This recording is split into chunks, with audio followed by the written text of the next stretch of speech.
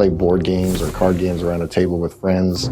You have all these interesting social dynamics like trust and betrayal and deception and all these things, the way the players are interacting and outthinking one another. And you don't really get that in online video games. So how can we capture that? That led us to Werewolves Within, where you're villagers around a table and you're trying to figure out who the werewolves are, and you're sitting there. It's like playing a card game, but in a way that was never possible before VR. Werewolves Within is set in the village of Galveston, and Galveston has a bit of a problem. It is infested with werewolves.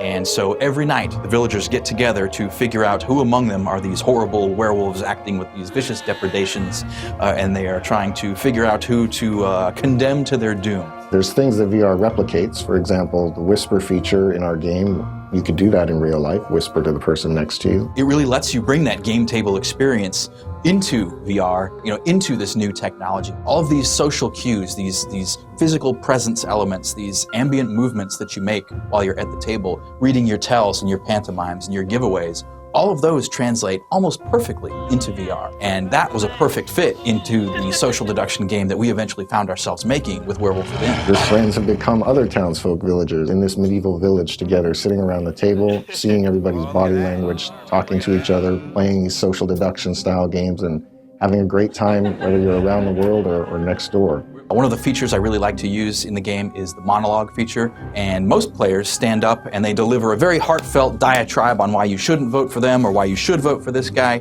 Usually I like to use it just to shut everyone up, and I'll cross my arms, standing up silently, and just shake my head in disapproval.